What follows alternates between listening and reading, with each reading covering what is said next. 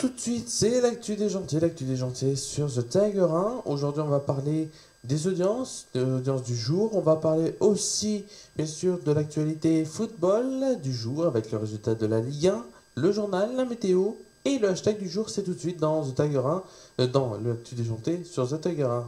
Et tout de suite, c'est comme d'habitude, le générique.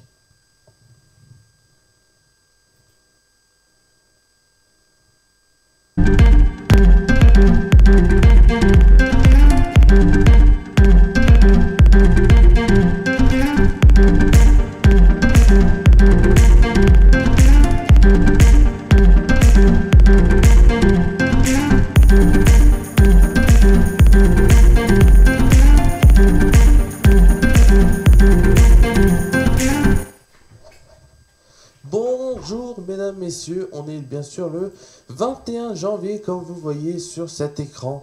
Et oui, c'est l'actu déjanté, je le présente debout, assis, vous allez me dire pourquoi. Là j'avais envie, voilà, hop, on change un peu les habitudes. Je fais que descendre, ça commence à être chiant. Voilà, on change les habitudes.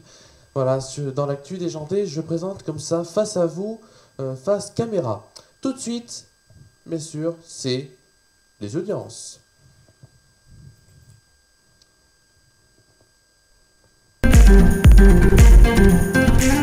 Et dans les audiences, bien sûr, on a bien sûr TF1 en première place. TF1 en première place avec Money Monster.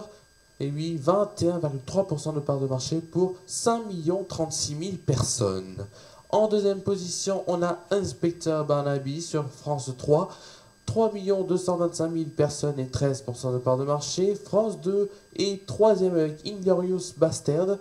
3 180 000 personnes, mais une part plus supérieure, voilà, à 14,8% de part de marché. On a Zone Interdite sur M6 qui est à 10,5% de part de marché pour 2 362 000 personnes et un très bon niveau quand même. Et le handball, il y a un très bon niveau aussi, 1 235 000 personnes. C'était sur TMC avec un match Islande-France, 4,9% de part de marché. Ça, c'est pas mal comme score pour TMC en prime time. Tout de suite, et oui, l'Access prime time du dimanche avec 7 à 8 qui est hissé en première place. 7 à 8 sur TF1 emmené par Harry Rosenmack. 4 131 000 personnes, pardon, et 22,4% de part de marché. Excusez-moi. En deuxième position, on retrouve le 19-20 national, 2 912 000 personnes et 13,3% de part de marché. En troisième position, on retrouve M6 avec 66 minutes grand format, donc amené par Xavier Dumoulin, 2 317 000 personnes et 12,1% de part de marché. En quatrième position, on retrouve les enfants de la télé, la suite emmenée par Laurent Ruquier. Donc quatrième France 2 avec 2 66 000 personnes et 9,8% de part de marché. Et en cinquième position, on retrouve le Canal Football Club qui était bien sûr avant le match, le derby Saint-Étienne-Lyon. Ça a fait quand même 1 196 000 personnes et 4,9% de part de marché. Tout de suite, c'est l'actualité sportive du jour.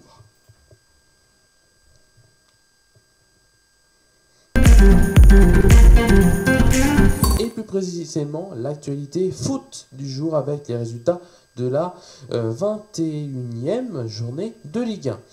Lille est de justesse à gagner 2-1 face à Amiens. Paris, une victoire écrasante, donc 9-0. Monaco ne sort pas du gouffre, oui, puisque Strasbourg a gagné 5-1 alors qu'il y avait un carton rouge de partout. Nîmes a perdu 1-0 face à Toulouse à domicile. Le Stade de Reims et Nice se sont quittés sur un match nul 1-1. Rennes a fait match nul aussi 0-0. C'était bien sûr hier à 15h. À 17h, il y avait deux matchs. Il y avait Caen, Marseille, et Marseille a gagné 1-0 alors que Caen était bien sûr à 10 et Marseille à 11. Angers a gagné 1-0 face à Nantes. C'était à 19h, donc à 19h il y avait Bordeaux-Dijon, 1-0 pour Bordeaux, et Saint-Etienne s'est incliné dans le derby dans les toutes dernières secondes. Lyon donc qui a gagné donc 2-1 face à Saint-Etienne. Tout de suite, c'est le journal.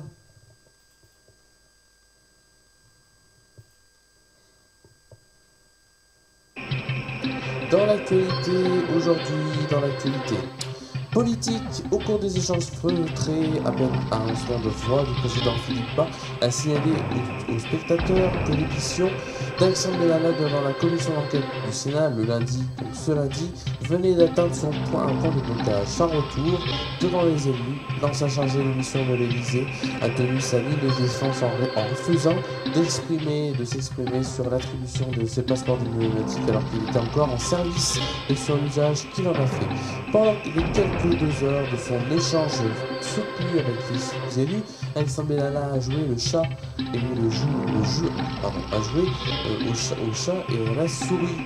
Il a répondu quand il l'a souhaité. Il s'est abrité à d'autres moments derrière sa mise en examen et l'information judiciaire en cours. Ainsi, malgré ces rappels des sanctions encourues, la commission a semblé bien désarmée pour appliquer à M. Benalla sa promesse initiale de dire toute la vérité, donc la vérité restant sous sa ligne de crête. Ce dernier a arqué de la séparation des pouvoirs pour opposer une fin de non-recevoir aux interrogations les plus gênantes aux grandes dames de Philippe Bas, qui a pointé plusieurs reprises à la lecture sélective des règles institutionnelles de la part du jeune homme. International, Donald Trump a eu un problème de géographie en voulant défendre son mur face à des journalistes devant la Maison Blanche ce dimanche 20 janvier. Alors que la question du financement continue la financement de bien sûr ce mur qui veut construire la frontière entre la frontière des États-Unis et du Mexique. Ça continue bien sûr de paralyser le pays en plein shutdown depuis un mois. Le président américain a voulu donner des exemples de l'efficacité des murs frontaliers partout où ils ont été construits. Il a commencé par San Antonio, une ville du sud de Texas située à 140 km de la frontière avec le Mexique et donc sans mur. La Maison Blanche a ensuite précisé que le président américain avait confondu San Antonio avec la ville de San Diego au sud de la Californie. Cette dernière en effet renforcé son mur frontalier sur le modèle de celui de Trump l'année dernière.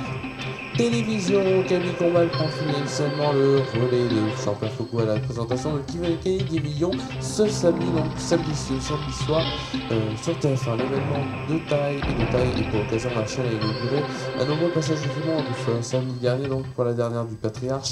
Camille Combal a été candidat ce samedi donc 26 donc le samedi prochain pour la première du débutant. Jean-Pierre Foucault sera donc pour la première fois candidat de jeu, même pour la deuxième fois puisqu'il a été candidat pour les 15 ans de l'émission.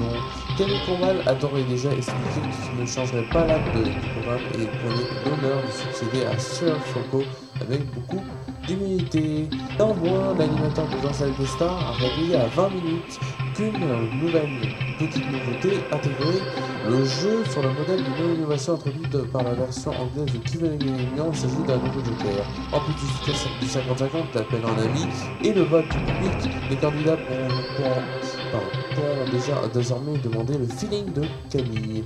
Ils pourront donc, c'est Camille Combal donc qui dit, ils pourront me demander mon avis sur une question, mais comme je ne connais presque jamais la réponse, ça ne les aide pas beaucoup, rigole l'animateur, donc ce n'est pas un vrai joker, franchement, mais ça détend parfois un peu l'atmosphère. Jean-Pierre Foucault a plus de connaissances que moi, le feeling de Jean-Pierre ça aurait été beaucoup plus utile, mais là.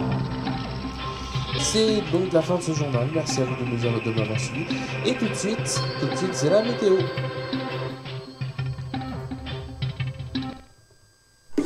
La météo présentée par Romain Villard.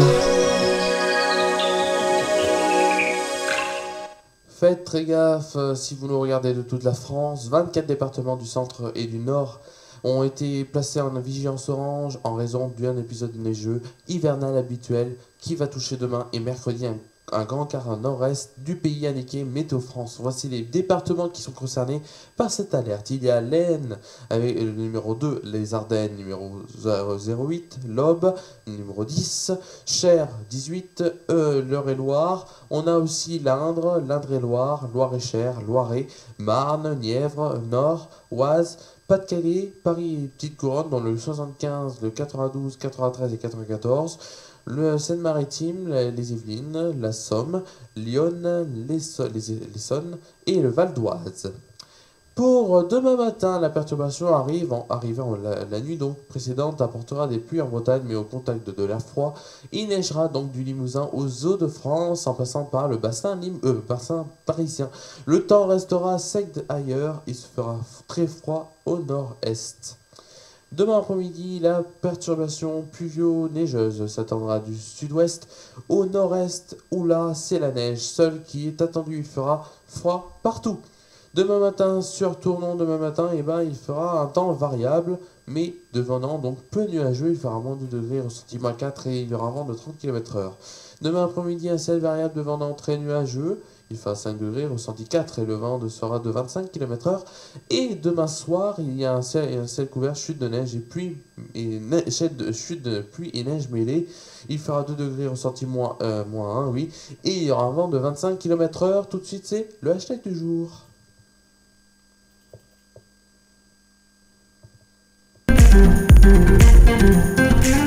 Et le hashtag du jour en ce Blue Monday, comme je vous l'expliquais, comme je vais vous l'expliquer, le Blue Monday, c'est une journée où on n'est pas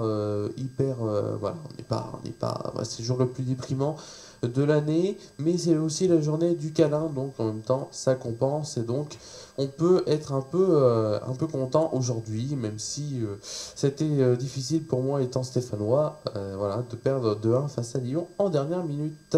En tout cas, le hashtag du jour, aujourd'hui, c'est les petits bonheurs de la vie. Antoine qui met le bruit de la pluie quand on est bien au chaud, bien à l'abri, pardon.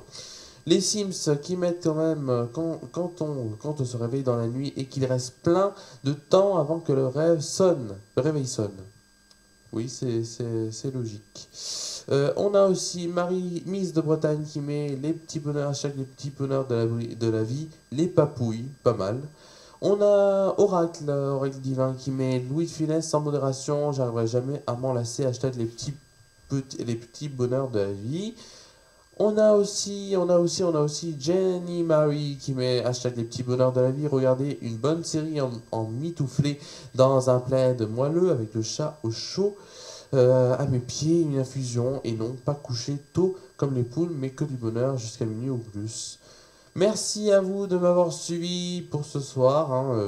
Ce soir l'émission a été un peu chamboulée par des problèmes techniques, en tout cas avant. Voilà, je n'ai pas pu enregistrer plus tôt.